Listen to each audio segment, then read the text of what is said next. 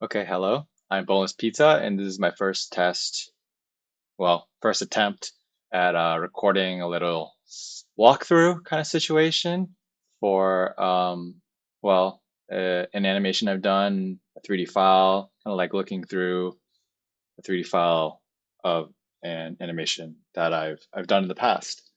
Um, Hopefully, plan to do more of these in the future. Shout out to KK88 Fifi. Um, for suggesting that I do more of these or even do these to begin with. So yeah, today I'm just going to do a little walkthrough of I think really important animation to me in my back catalog.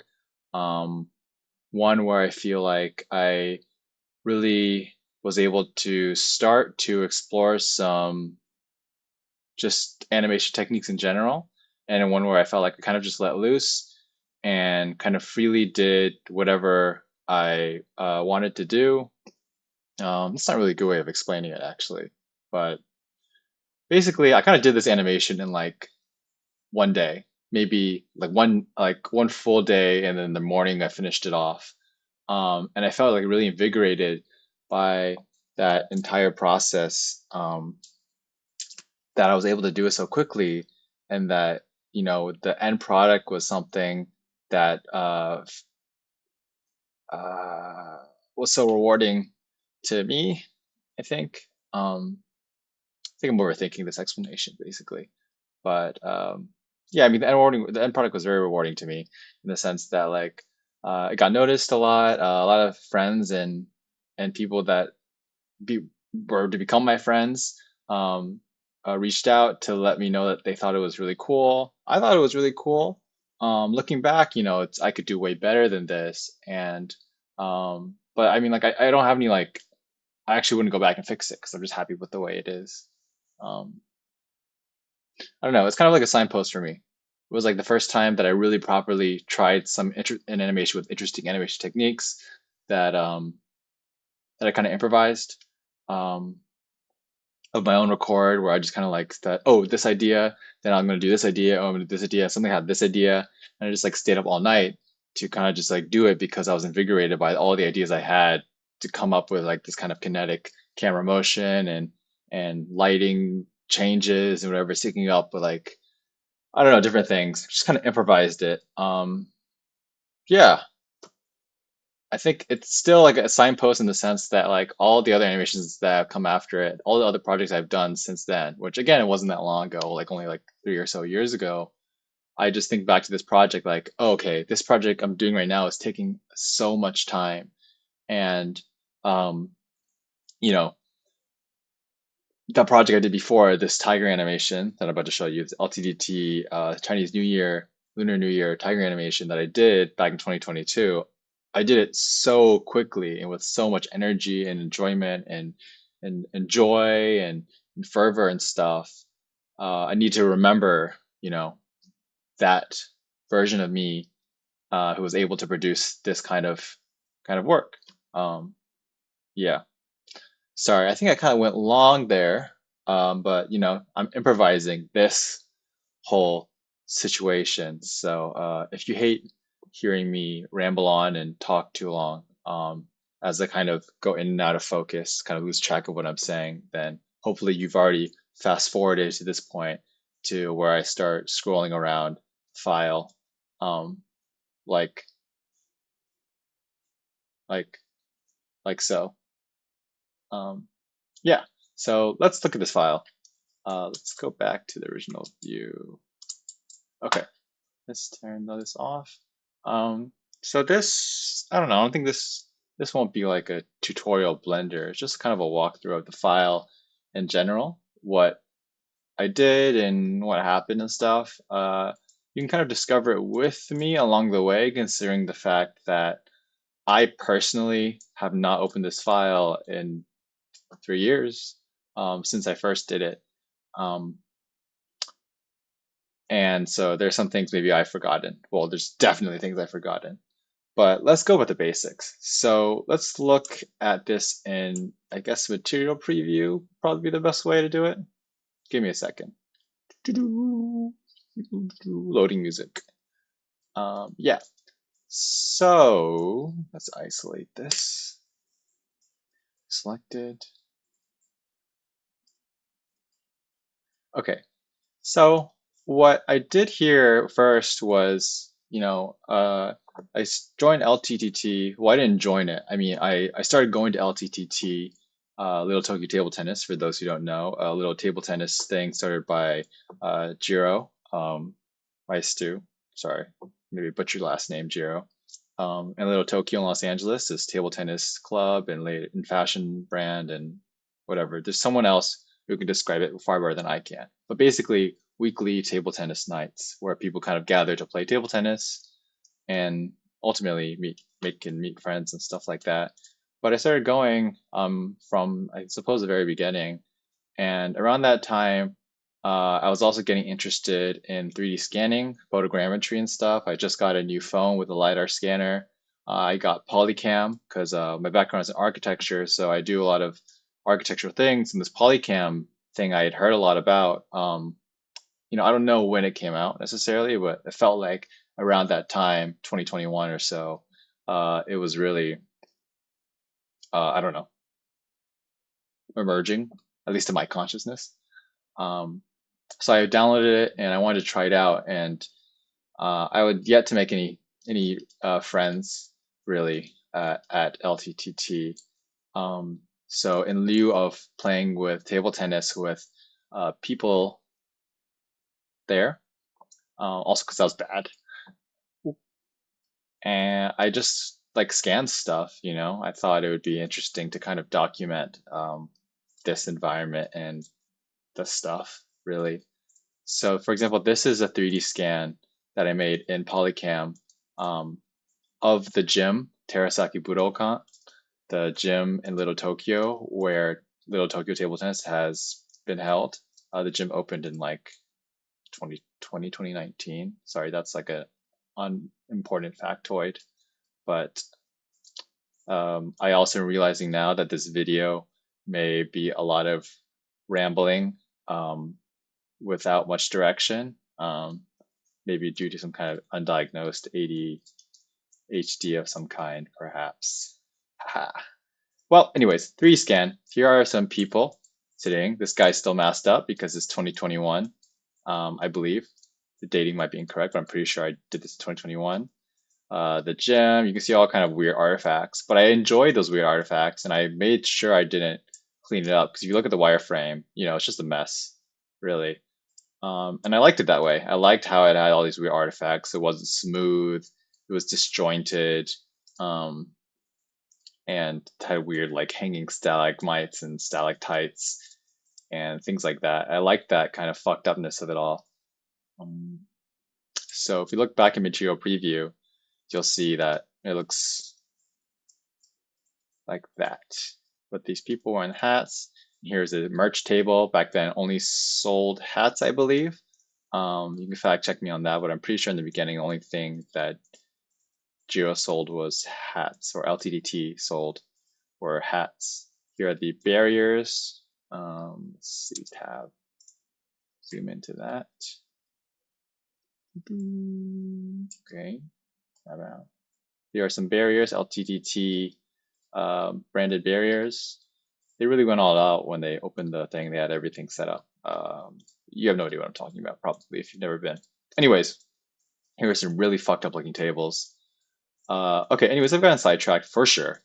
But the gist of this animation, what I was trying to do was I was trying to, I think I've kind of forgotten for a second, so maybe fast forward this bit.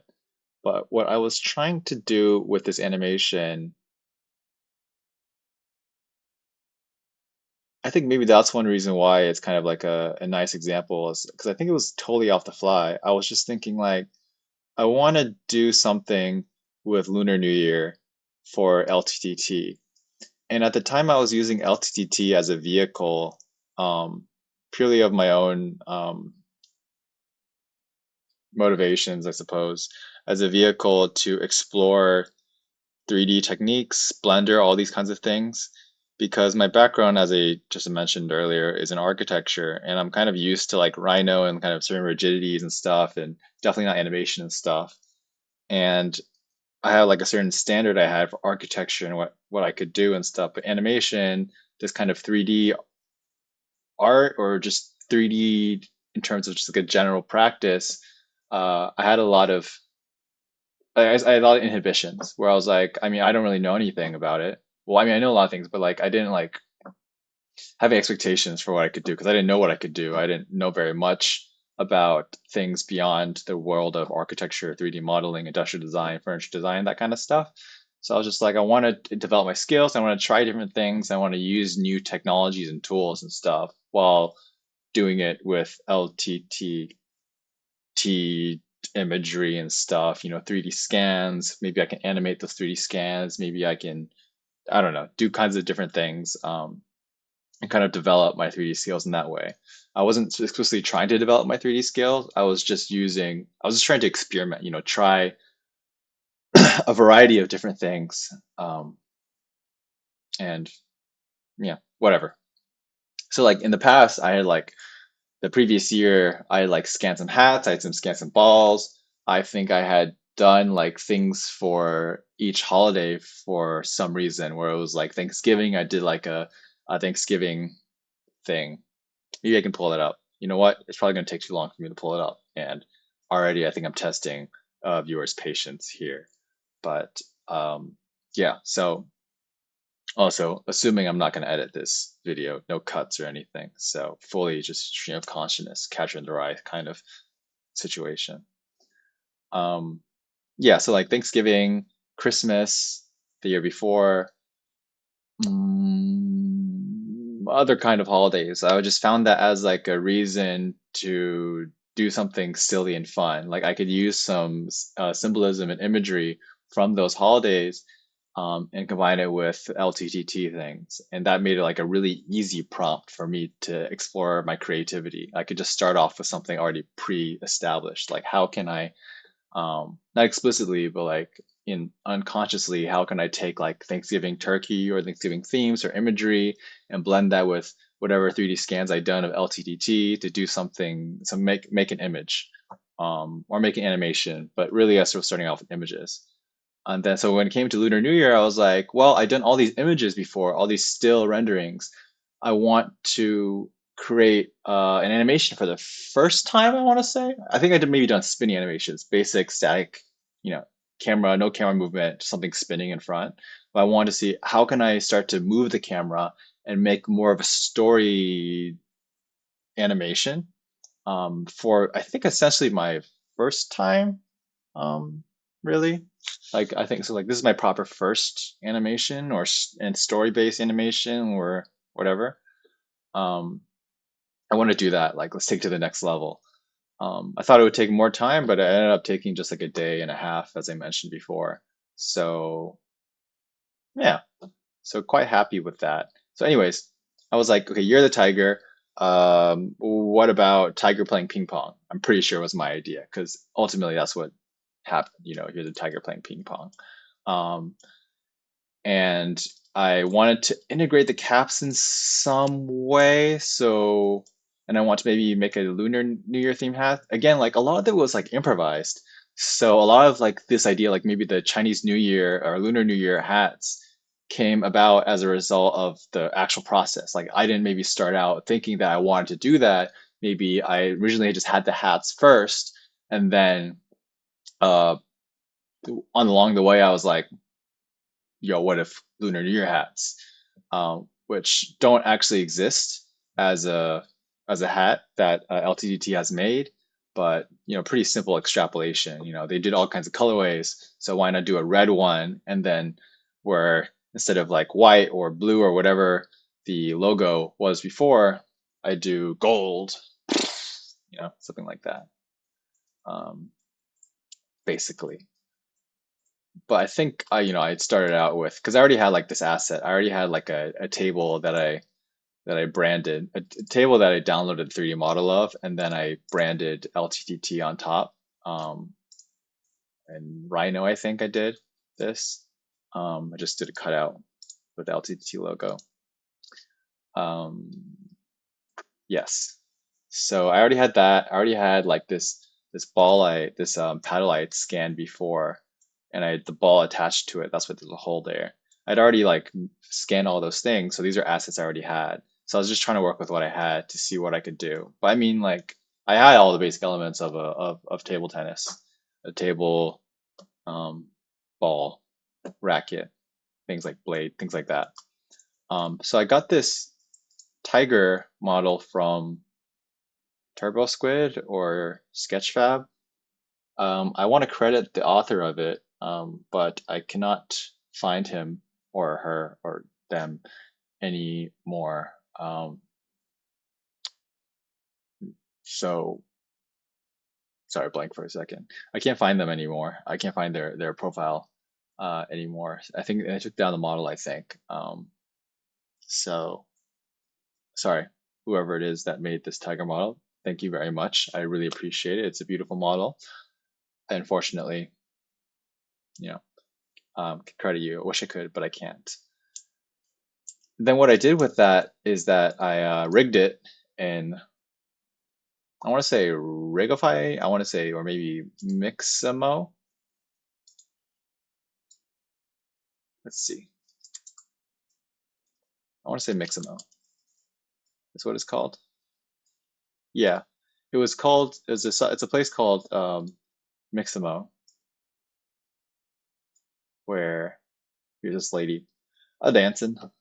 Um, ooh, nice. Where you just take a model, and I think you input the model. Again, it's been 3 years since I've used this because I haven't really. I've done like I've rigged all of my own characters since then, and done that much character work, and not done anything that was particularly humanoid in the sense that I needed to use Mixamo. But I used Mixamo, and then I just downloaded I think a fighting animation. I looked through all these animations that they had for something that was as close as possible to the motion of, you know, um, the motion of ping pong. I think it was a dancing. Definitely a, oh, no, definitely not that. Not definitely not capoeira. But it was one of these, and then you just input the character that you have, and then it'll just rig it for you. And then I think fingers and everything. So that's how like, because I'm personally trying to remember, oh, how did I even get like this finger hold on the paddle when I barely knew anything about rigging at that time. I practically knew nothing about rigging at that time. So how was I even able to do that? And it was definitely through this. Um, Parenting too, like that kind of stuff. No, parenting I already knew, but anyways, a lot of things I learned through doing this. I think a lot of these times I just try to use these three projects that I get or that I decide on my own as ways of trying new techniques that I've heard about or trying like to make something I've never made before that I know, I mean, I already assume will demand, I don't know how to make it, so I assume I'll have to learn something new to be able to make it. So that's kind of a given anyways. In this case, there are a lot of things that I knew I didn't know, and I knew that if I did this, I would, since I never really made a proper animation before, I knew if I did it, I would definitely learn a lot of things. Anyway, I use Mixamo, you plug it in and it does whatever. For the benefit of time, and so I don't have to do any more cut editing and stuff because I'm lazy. I will not show you how to do it, but it is pretty simple because I figured it out in like, yeah, I figured it out for this project. So yes, um, oops. Yeah, so like that was his motion. Ooh, maybe it was a punching motion. It wasn't a dancing, it was definitely a punching motion. So you see how he's punching? So it was kind of a punching motion that I did for that. Okay, back to the animation. So yeah, it's like a tiger kind of thing. I already know that this video, by the way, is not going to do well because, well, stating the obvious. And by video, I mean the video I'm making, not this animation. So yes. And then the idea with this animation was to So I have these 3D scans I did in Polycam, and I have these caps, right? And so all these caps match the caps that were on the table itself. So like the 3D scan I did of the museum, not the museum, sorry, the gym doesn't capture some fine details. Obviously, the table is kind of like a chunky, wonky mess, and the caps are too fine of a detail for Polycam to capture at that time. But of course, I had scanned the caps individually already, so I just placed them on top. But what I wanted to do with these caps was I wanted to have them spinning in different speeds. I think my idea was like a game selection screen, kind of like yes, like a game selection screen where like things are kind of just like spinning back and forth, and then you bling, bling, you select one. And then obviously for artistic purposes, and I think games do that as well. They're rotating different speeds and in different directions, clockwise, anti-clockwise, and so on and so forth. And the camera is looking at them. Oops, camera is looking at them, and they're spinning back and forth. And then I wanted the camera to move back and forth, I think also like a game, and definitely just to keep things from being static. And then they go down, and then when they come back up, they're they're the Chinese New Year, the Lunar New Year LTTT caps, all spinning in the same direction because they're all the same cap now. Kind of saying, oh, this is the LTTT you know and love. Everyone that's been to LTTT or knows about LTTT knows that the merch stand is there with the caps. Caps are important insignia of LTTT. Um, and then they become transformed, announcing, "Oh, it's Lunar New Year time."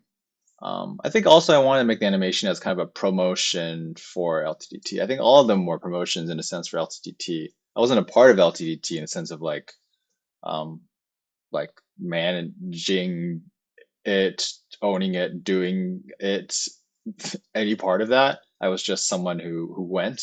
So in a sense that that's how I was associated with it. Like I went to the table tennis nights, but I wasn't like a part of it. But I liked to promote it. I think I just like to promote people's things, um, especially things that mean something to me, or in this case, mean a lot to me.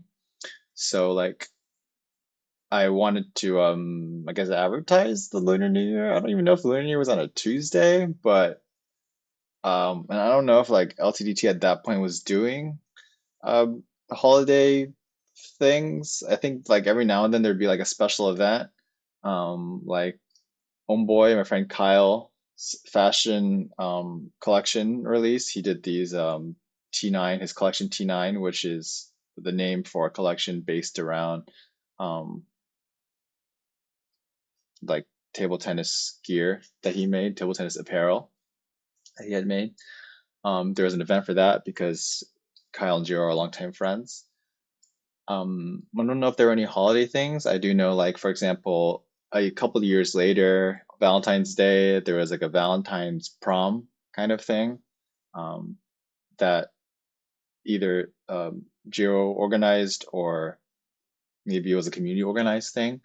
Um, But yeah, I think just to mark certain holidays, I thought it would be fun. Maybe following the lead of LTT. Maybe it's been a long time since this I did this animation. Following the lead to promote like, just come, come LTT. I really wanted people to come. I just was like always trying to advertise it because I thought it was just so fun and so cool and enjoyable environment and stuff. And I liked LTT, basic, simple, like simple as. So for Lunar New Year, I was like, why don't I mean I wanted to okay, sidetracked again, but a Lunar New Year promotion, I guess, you know, just to say Lunar New Year, LTT, experiment with animation and 3D, but also come out for Lunar New Year um, week, LTTT, Tuesday. Uh, anyways, I'm sorry, I completely, I don't know where I've gone with this, but so caps, spinning, game selection screen, then they go down, they come up, Lunar New Year caps. Ooh. And that in the midst of all of them, all of these little hat caps that are just like each other, one emerges and it flies out. Oh, it speeds up actually.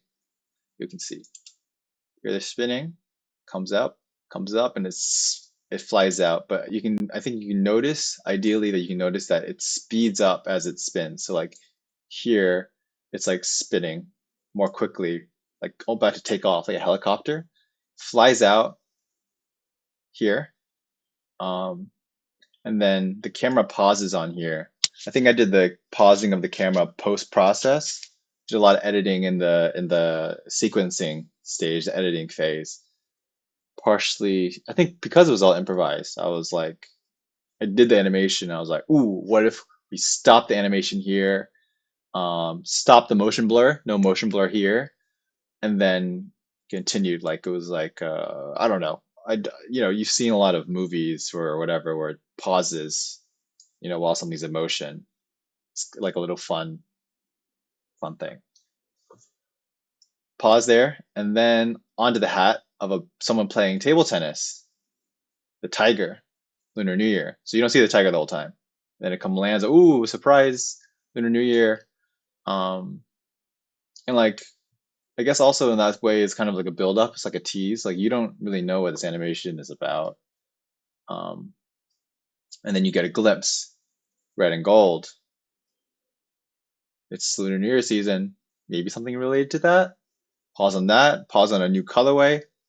Side note, doesn't exist. But pause on this new colorway, special hat, um, which I also textured the red to be more velvety instead of like the standard, well, 3D scan texture, which is just like a mostly rough texture. Nothing, no detail or anything. But in this case, I like tweaked the red from I'd taken like a red and white LTTT hat and taken the red and then like made it a little bit darker, more scarlet. And then I added like a texture to make it kind of velvety looking, more luxurious, you know, like, anyways.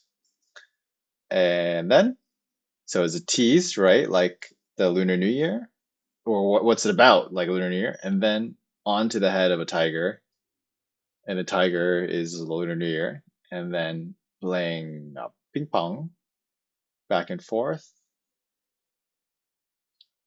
and soundtracked by Gongxi Fa Cai by Higher Brothers. Shout out Higher Shongdi. Um, and then let's see. Another thing I'd done at that point was, if you go to the rendered view, you can see the HDRI map I used. I had a sky, which was a very easy way for me to give it lighting. So when it lands on him, there's still a sky, right? A little bit of lag. Here's a sky. Ta-da!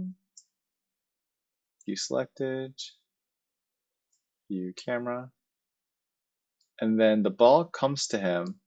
Then as soon as he hits the ball, the HDRI turns off.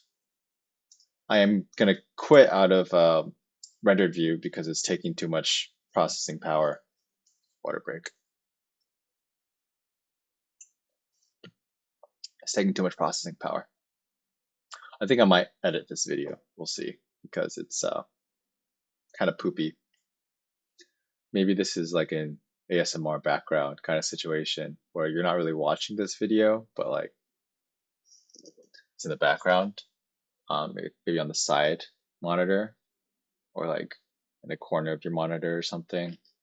Or maybe you aren't watching it at all. Maybe this will get like 0 views, at least 5, maybe 5 bot views, and then 1 from me. Haha, 6. Um, I don't really know what I'm talking about anymore. Okay, so I'll show you how that happens. Anyways, when he hits the switch, the light turns off. So let's see, shader editor, object world. So I'd keyframe the strength of the background being the HDR map, being the lighting, the sky lighting. I tweaked that so that when, oh crap, I don't have the timeline anymore. So we get timeline back. Tweaked it so that when, as soon as you hit the paddle, strength goes down to 0.003. So 0 was not good. It didn't look good. I wanted like a little bit of ambient lighting from the sky, just the minimal amount, and it's just so like you could see like the clouds. I should probably show the original animation like here or something while I'm doing this. But 1 second, let me get the animation.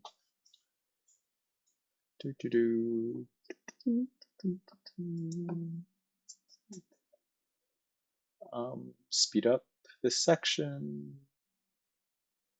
Where is it?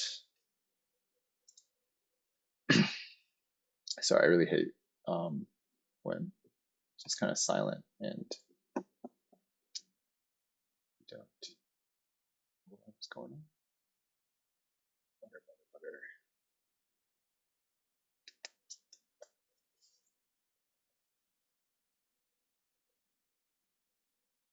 Okay, what the hell?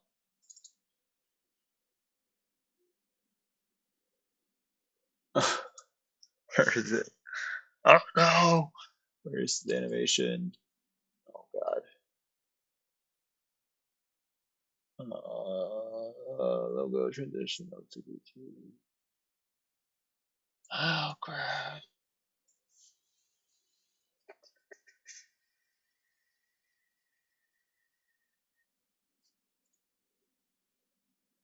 Just pretend there's no silent part here, or if you like it, then good.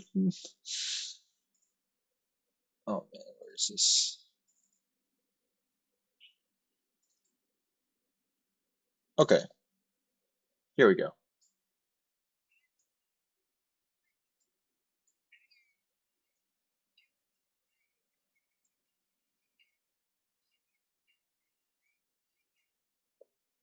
I wonder if I can also include the audio from the from this.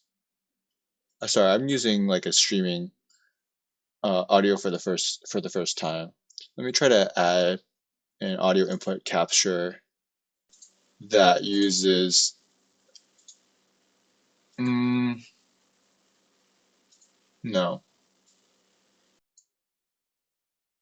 that uses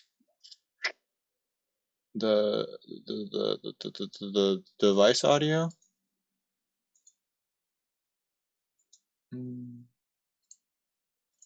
File settings, audio, desktop audio, Realtek, global audio devices.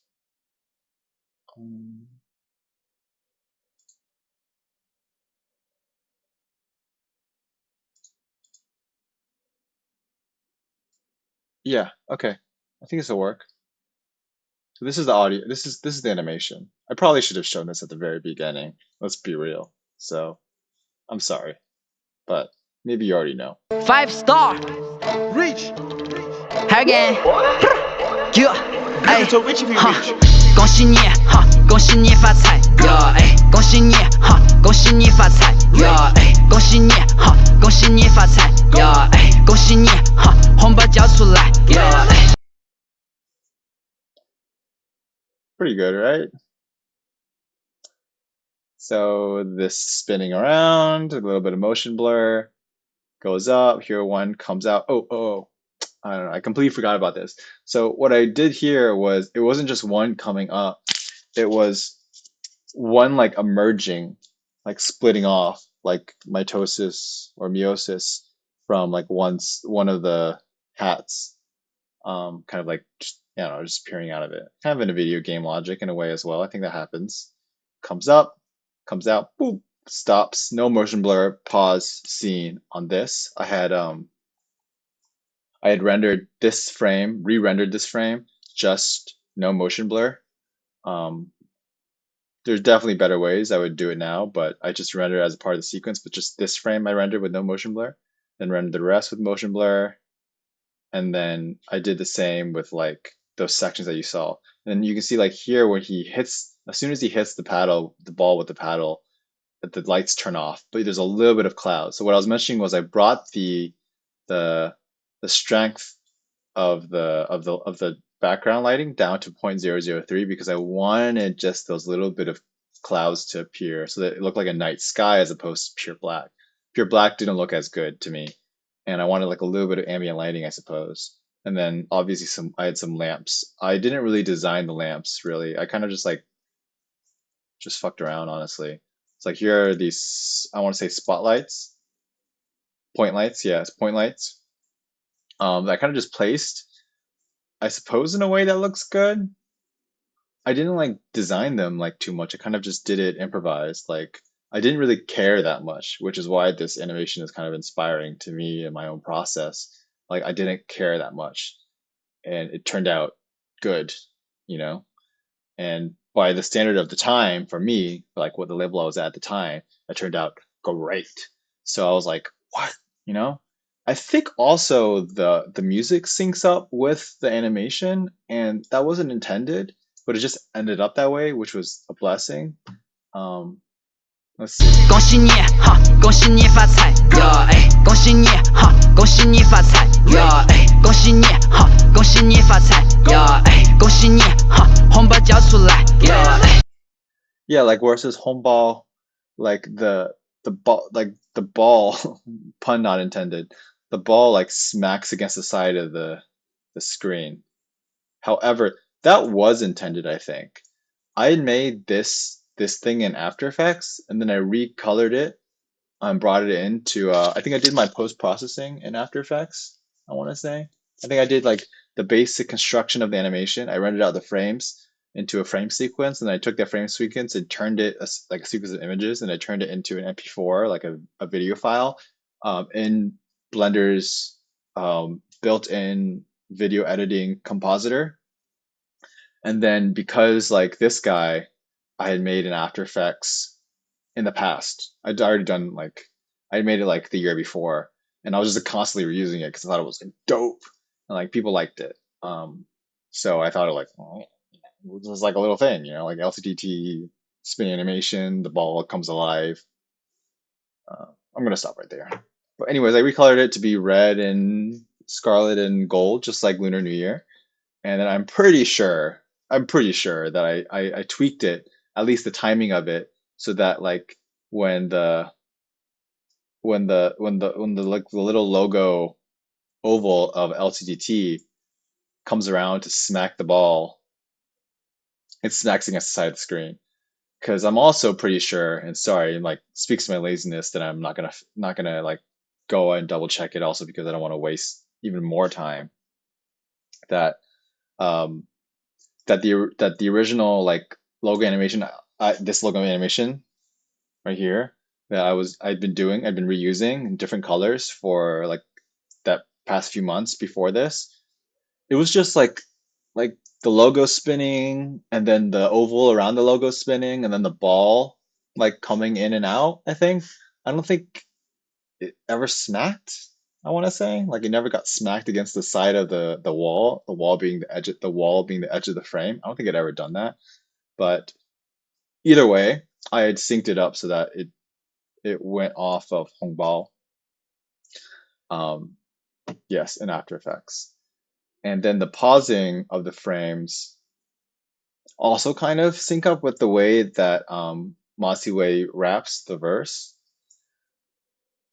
but that wasn't really intended, I think, because if you look at it, like the poses are like the dopest poses. Like I just picked like the dopest poses for the tiger to pause on, the best looking ones, and then went from there. I just did that because I paused the cap, so I was like, pausing the cap, I better pause other stuff, you know, wouldn't like improvise the game. Like, doesn't it make sense? Like, I pause the camera on the cap. Wouldn't it also make sense, like, like in terms of just consistency, to pause the tiger, and then wouldn't that be like an interesting moment as well? Like, not only does it add consistency, it also adds value, makes it more of an interesting animation, and it allows you to allows the viewer to kind of see what kind of interesting things I've done with this thing. Oh my God, this video has become so long. So I hope it becomes an ASMR video. I'm at 40 minutes now. I'm sorry. Maybe 2 times speed for some people would be great. Um, there are a lot of Blender tutorials on YouTube that are just like an hour long. I'm just like, why the fuck is that an hour long? It's because they do the exact same thing that I'm doing right now. Actually, I think they do it way better. Like it's an hour long, but like an hour long full of like material. Whereas here it's like an hour long full of nothing, I want to say. Maybe like 5 to 10 minutes of actual informative content, and then like 40 minutes, and then like 30 to 35 minutes of just hemming and hawing. Maybe 25 to 30 minutes of hemming and hawing, and then just like 5 minutes purely of just me saying, my apologies. So yeah. So you bounce the ball. 恭喜你，哈，恭喜你发财，呀，哎，恭喜你，哈，恭喜你发财，呀，哎，恭喜你，哈，红包交出来。 And then just the way that the punching animation that I chosen for Mixamo worked out, it just made more sense for him to be doing C-pen. I mean, he's not doing C-pen; he's holding it like a like that, C-pen obviously is like that, but you want to do like he's still holding like this. But basic idea is that he's doing C-pen. Did I do that because it's Lunar New Year? Possibly, but I'm pretty sure it's just because it made the most sense. And I also think it just looked the dopest. It just made the most sense.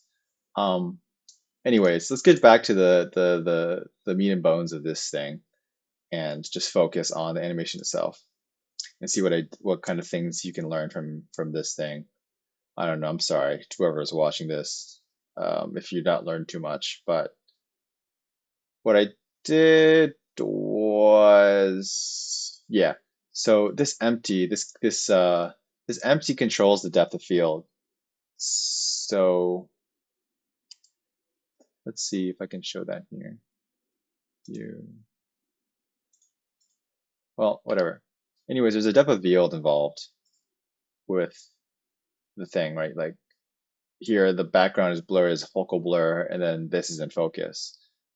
Um, this controls the depth of field of the camera. So the camera's focus at all times in terms of where the focal blur, what is in focus and what's out of focus, is where the cap is. So this empty, I believe, is parented to, let's see if we can find it.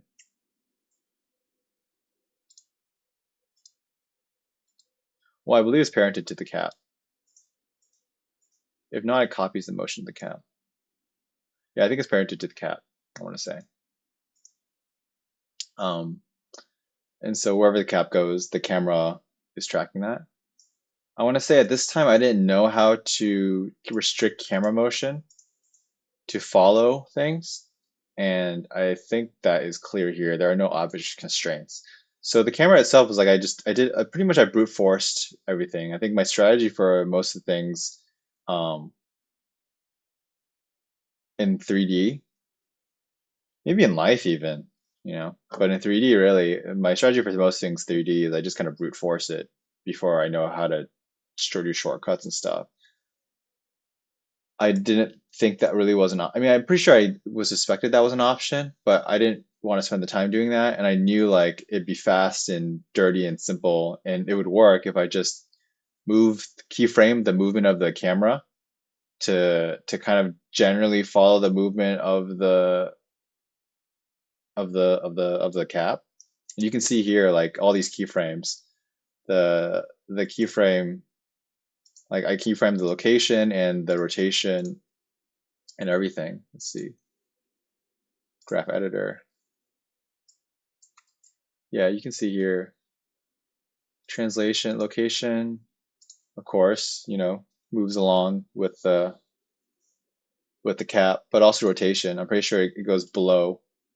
Like when the cap goes up in the top of it, at the peak of its flying path, the camera is like at the base looking up at it, kind of to emphasize the fact that, ooh, it's flying,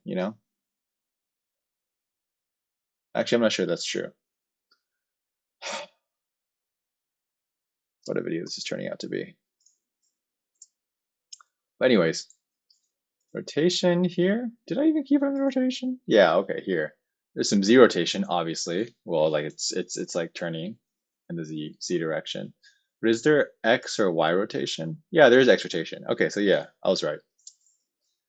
Look at me, I'm right. Yeah, okay, so like you're looking at it here, kind of straight on. And then as it goes up, you're looking up at the camera. The camera's looking up at it.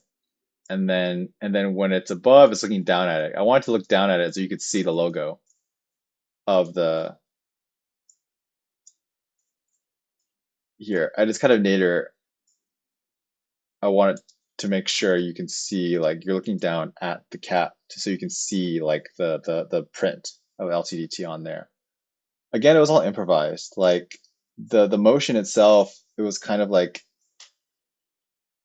I don't know. I just keyframed spinning positions. Like I wanted to be fast at a certain point. I wanted to be slow at a certain point. I wanted to kind of go on an arc, but I didn't like do any kind of like animate a long curve or anything like that. I kind of just I just completely eyeballed and eyeballed and kind of brute forced it.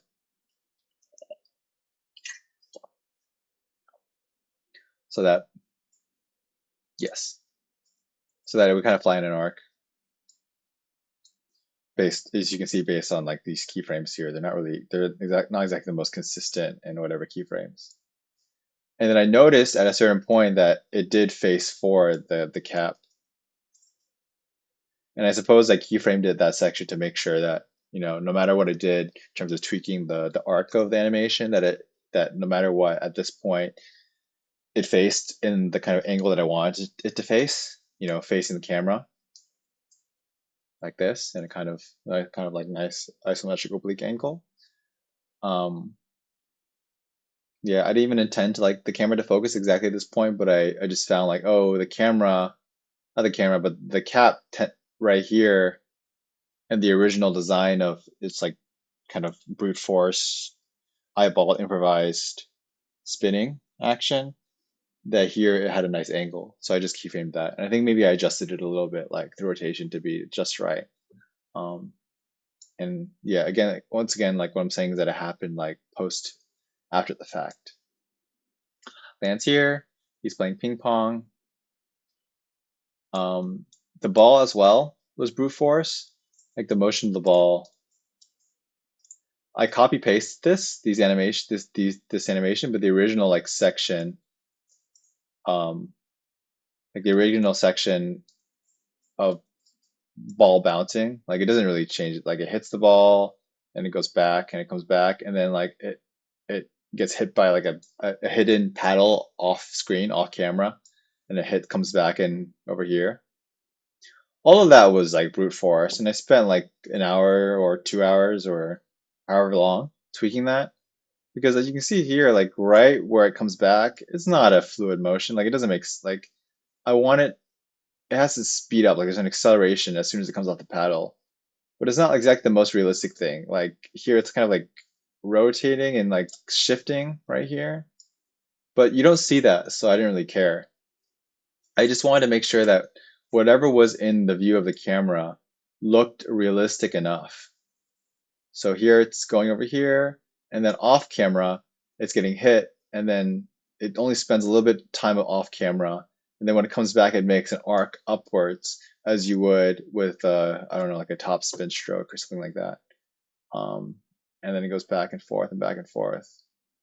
And here you see it accelerates right for as soon as it's hit by the invisible person, and I believe it should accelerate as well this way. Well, maybe not.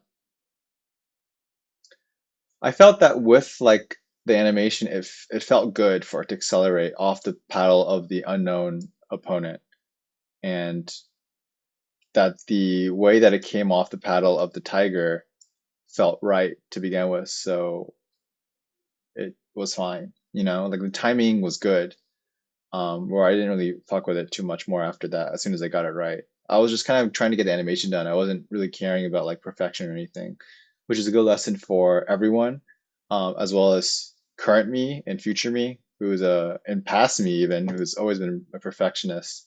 But when it came to like these 3D exercises I do with LTTT, again, like it was kind of a liberative process because I just didn't care about perfection because I just knew that if I got something out, it would be cool, you know, or at least it'd be something. And I wasn't doing it for anyone other than myself and my growth.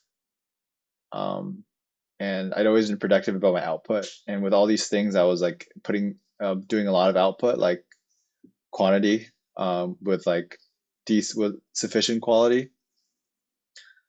So it was something new to me and something I was trying out and something I was trying to be more free about. So yeah. Anyways, from the very start, like he's not even on camera, but he's just doing this thing. He's just hitting the ball back and forth. I'm sure that, it doesn't help render times, but it rendered pretty quickly regardless.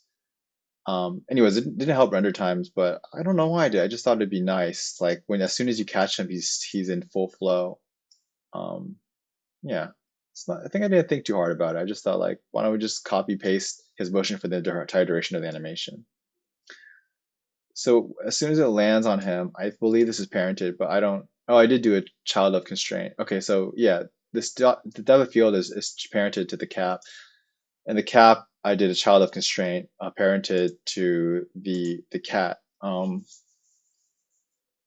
suppose I probably did some kind of parenting tutorial at this time, or saw on Stack Exchange or Reddit, looking up tips how to parent, and obviously you can just parent through you know Control P, set parent to object. And I believe if you do that, like if I parent this to this, it doesn't show up as an object constraint. Yeah, so like I parented this to the table top, and there's no object constraint. But let's just undo that. Um, okay, yeah.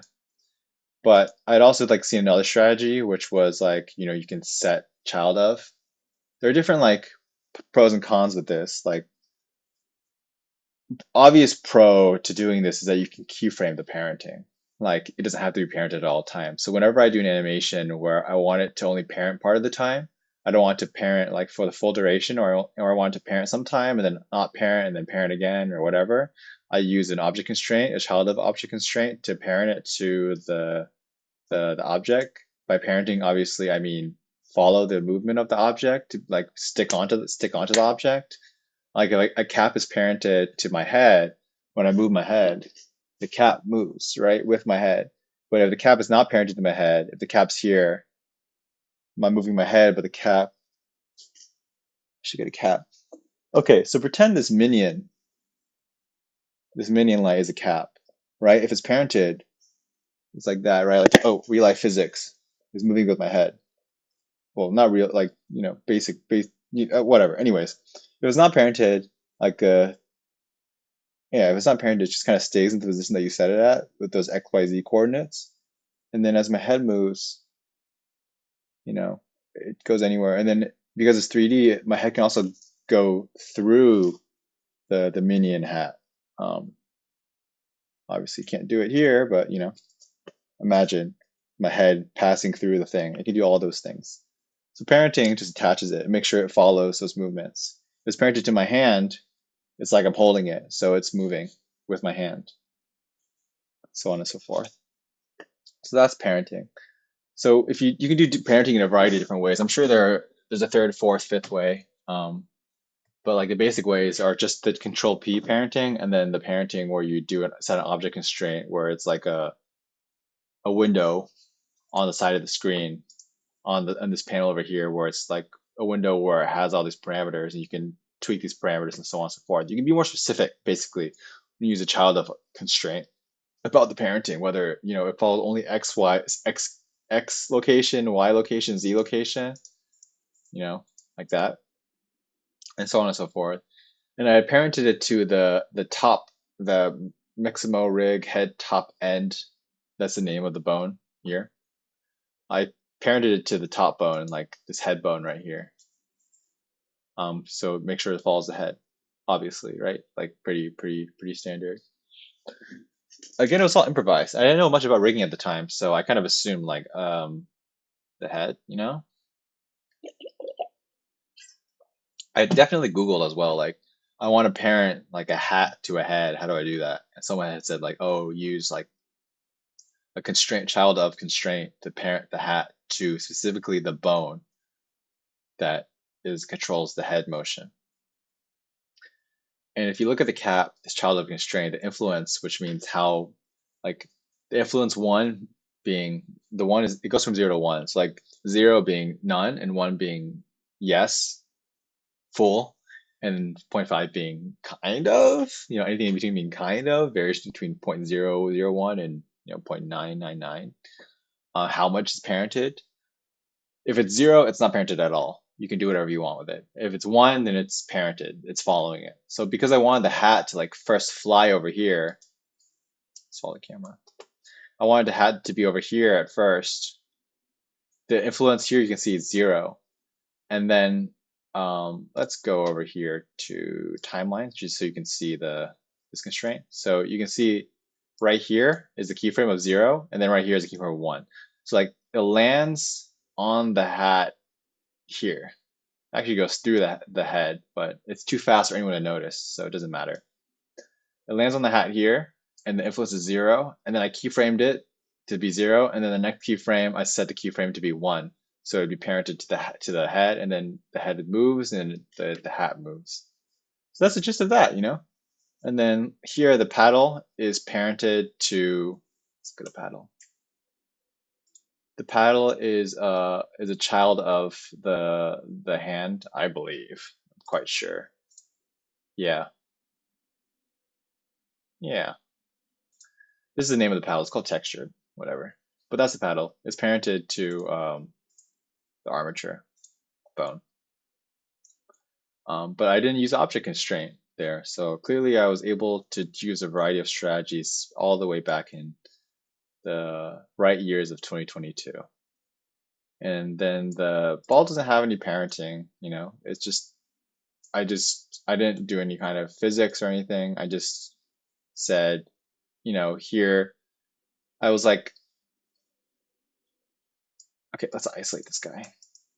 I was basically just like, I was looking at like how this guy was moving, how his rig was moving and how that led to the paddle moving. Because I don't think the paddle had any keyframes. Yeah, the paddle was purely parented to the hand bone or the arm bone of the tiger's armature, such that like all these rotations are in line with the hand. So like when it rotates inwards, it's because the hand is rotating inwards. When he's retracting to do his little punch, it comes inwards. So it's all like nothing like it's out of nothing like deviates from that. And I felt that it needed to do that because if it's holding it, if it's gripping it like this, like if the hand, it can't like, rotate out of line with the fingers because that doesn't really make sense. So for C pen, if you're actually doing C pen, you could do that, but no. Well, anyways, that made things easier for me and faster. So I saved a lot of time that way. Although I wasn't trying to save time, I just didn't care that much.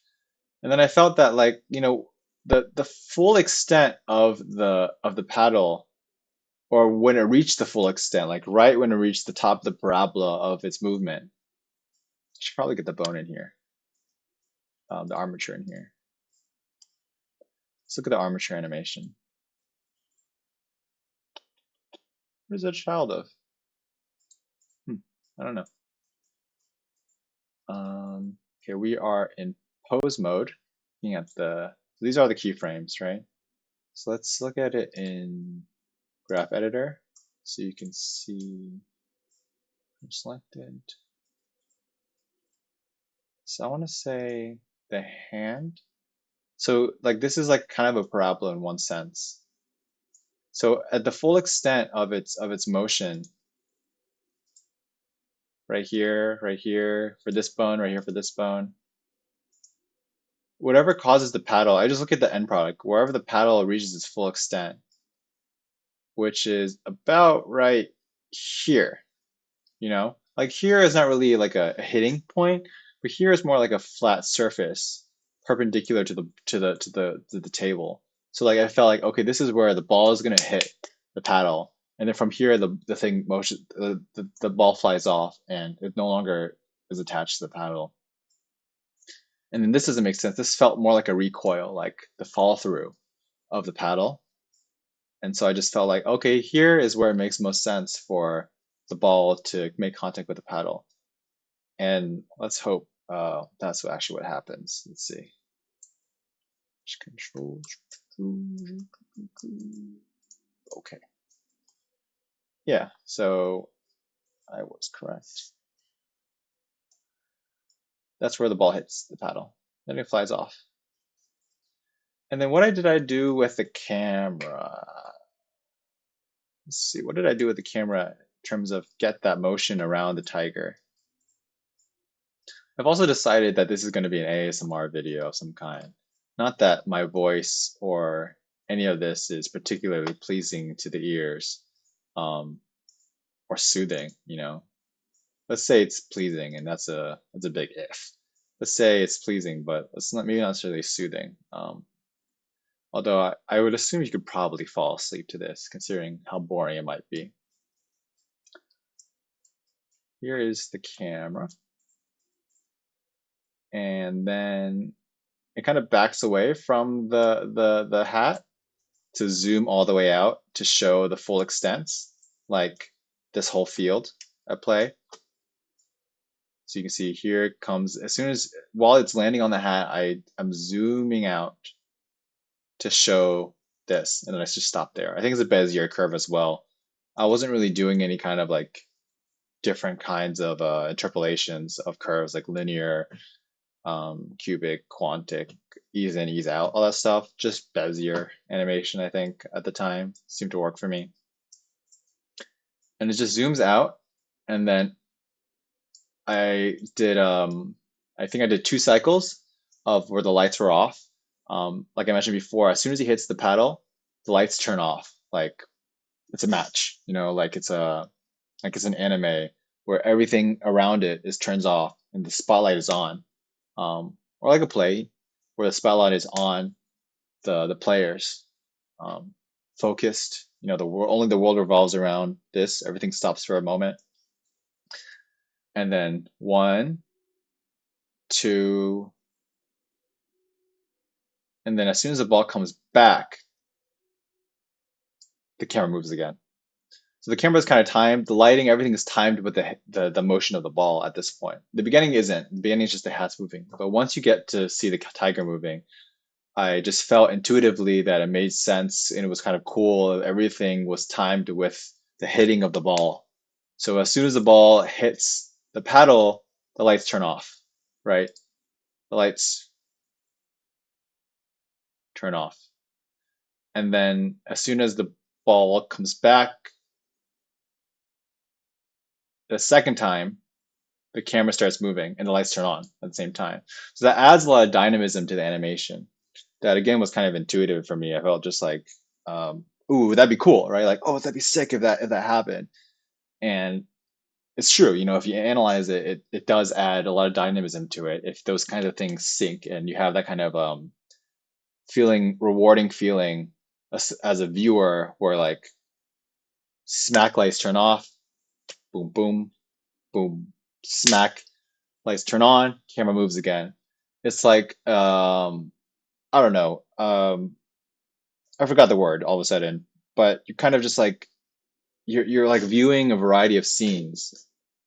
You know, like there are a lot of I don't know, shorts, music videos, whatever, animations where like you pause on different things, or like maybe you're going around an office and you pause on certain things, or I don't know why I'm thinking of that Kendrick, Young Thug, and Future music video in the Wall Street office. I think for Black Panther, the song on the soundtrack of Black Panther, where like you're focusing on something with all these things going on. And I don't know if the camera moves around, but like a lot of music videos at the time, that's when that you started searching those techniques, and of course a lot of copycats after, or I guess it's um, inspired by music videos produced after, do those things where like focus on one thing, move move, pause, and it might be someone in this corner is doing something, and then you move over here, and someone in this corner is doing something, move over here, someone in this corner is doing something.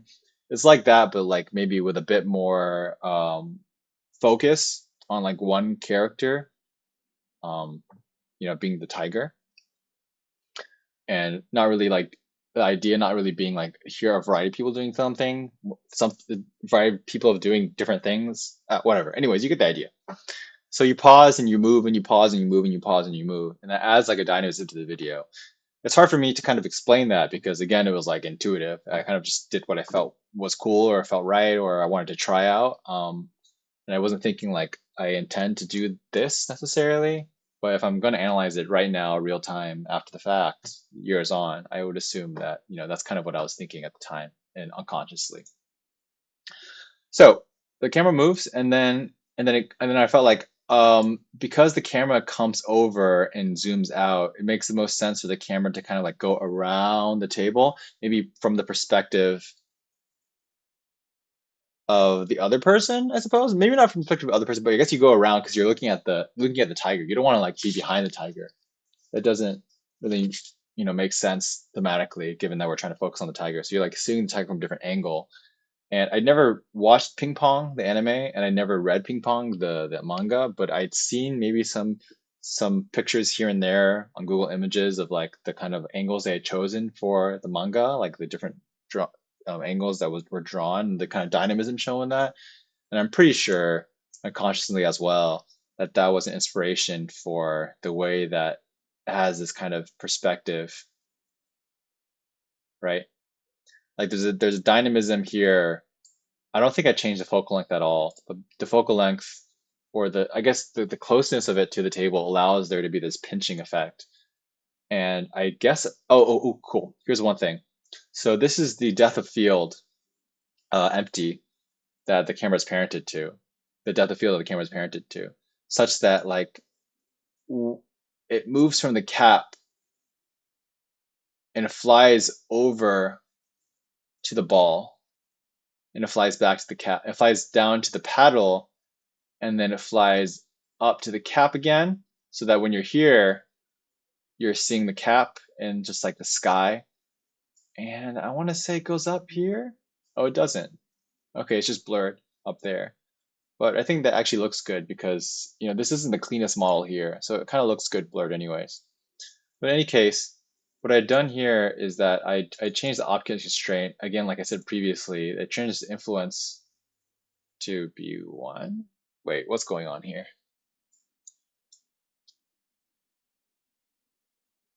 Oh, well, interestingly enough, I brute forced it again. So I didn't turn off the influence of the empty to the cap. So the empty is still following the cap, and you can see it by this kind of blue line here. That's who it's parented to. But I just said fuck it, and I would just I think while I was making it or after I'd rendered like the first pass, I was like, yo, if the ball's flying at me, I should focus on the ball, right? That makes more sense. That looks cooler. So why don't I just fling the empty over to where the ball's located? And you can see like there's these are transform. Yeah, the influence doesn't change at all. It's all the same. It's all at one. And then the location of the depth of field changes. That's the only thing that's keyframed here. So like I just kind of brute forced it. I was like, you can see it's kind of moving in weird ways because I don't really intend it. I don't really care about where it is. I just care about the distance because again, that's all that really matters with depth of field stuff like this. It's like it's the depth thing. It's a z depth from the camera. It's like how far away from the camera. So it doesn't matter if it's going swinging left and right because yeah, I just wanted to go from the hat to the ball to where the ball is, and then back to the hat, or in this case, I guess the paddle, because I thought I zoomed around, I suppose, the camera being right here. I zoomed around and I kind of rotated it around. And this is all brute force. You can see the number of keyframes. It wasn't following a curve. I just kind of eyeballed it so that it generally followed a curve-ish path. And as you can see, it worked out. And then over here, it's looking down at the guy because I think because I just like the motion of him, like the paddle is coming down, right? So because the paddle is coming down, it's kind of makes it like a nice dynamic angle for the camera to look up at him where the paddle is, like follow the paddle. I think like you're zooming in at the hat, and then you're focusing on the hat, and then you're focusing on the tiger, then you're focusing on the ball, So why don't we also focus on the other object that's fundamental to ping pong, the paddle itself? And so it does, focuses on the paddle. There's all seem like ways to embellish the animation, kind of pad it out, add more time. But I wasn't thinking of that at the time. I think I was also just thinking, I wasn't thinking anything. I was just trying to make it cool, I guess. And then I felt that, you have that, and then so you swing back around, and then you zoom in on the cap. Oh, I guess you spiral up. I think I just felt like maybe if you spiral, that's cool, which it is. You spiral up, and then you end up in the sky.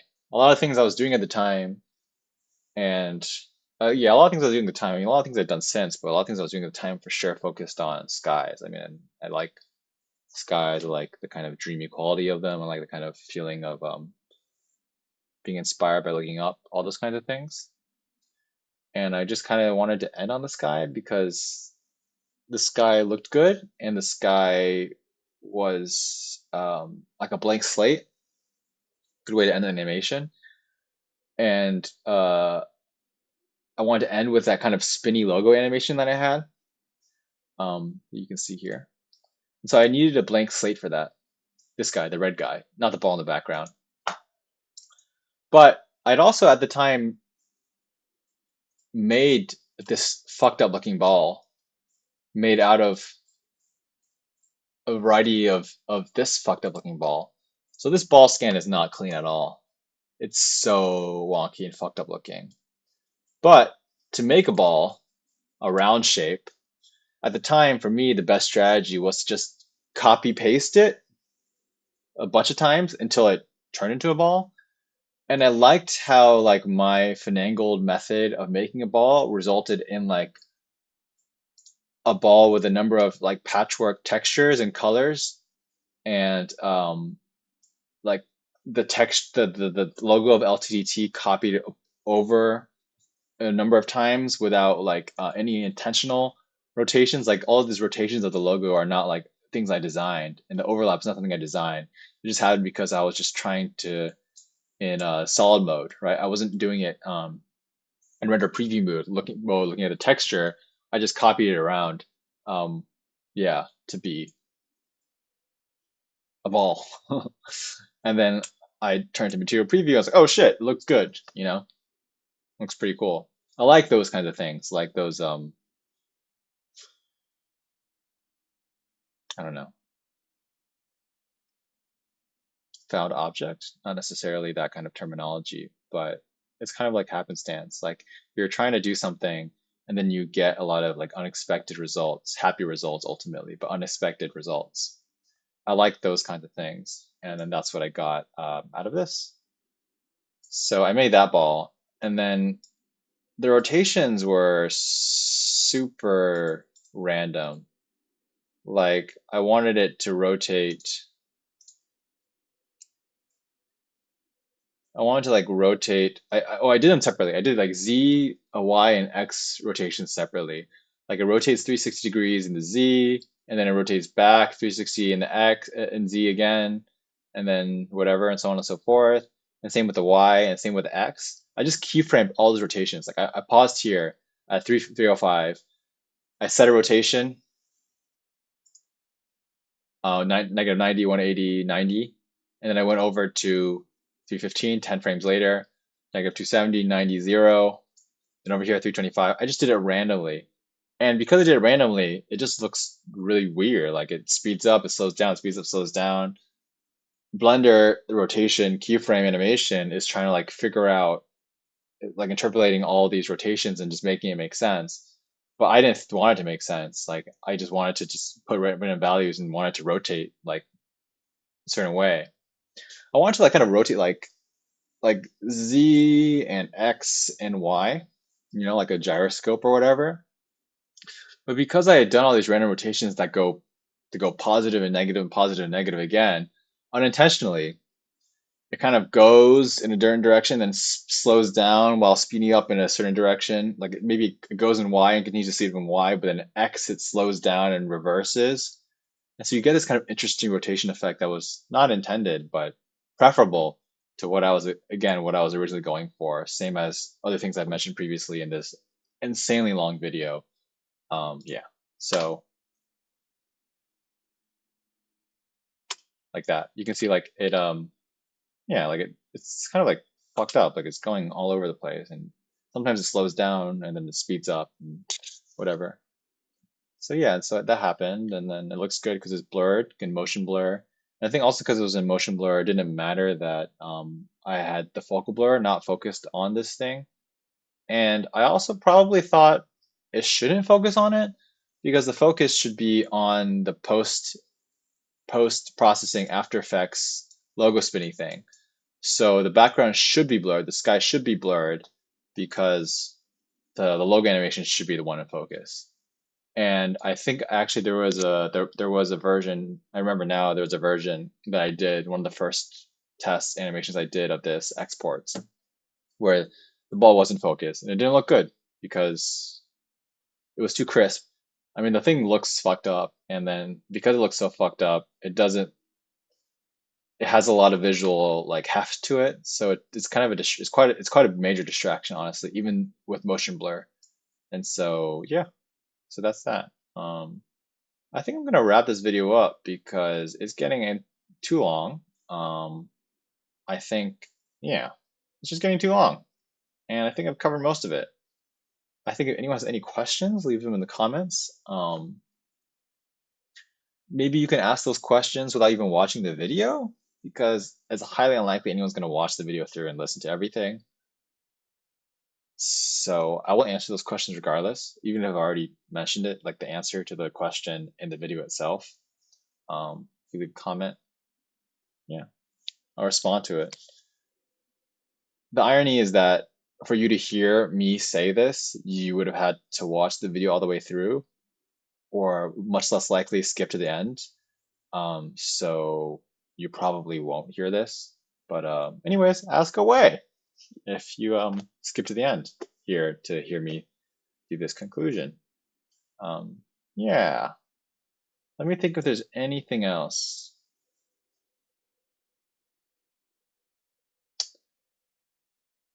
The the logo cuts out before the video ends.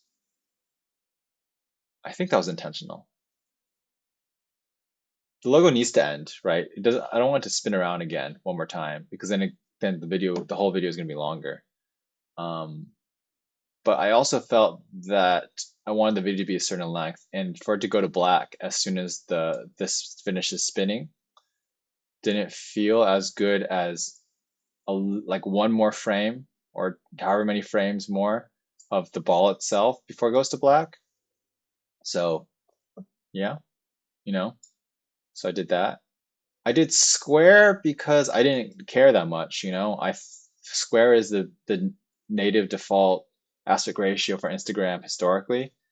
It works with all formats, any screen, and it's somewhere between landscape and portrait. And I didn't know if this video was going to be um, not the video, the animation, sorry. Like when I was working on the animation, I didn't know if the animation necessitated a landscape video or necessitated a portrait video, like a Reels. I don't even know if Reels existed back then in the lofty heights of 2022. But yeah, I mean, I'm gonna assume they didn't. But yeah. So anyways, I just put square because it's just, it was like a basic, easy aspect ratio, and I didn't know if, I didn't know what the animation demanded, and I just kind of stuck with it. I didn't think too much about it. I was more focused on making the animation itself, and then it looked fine.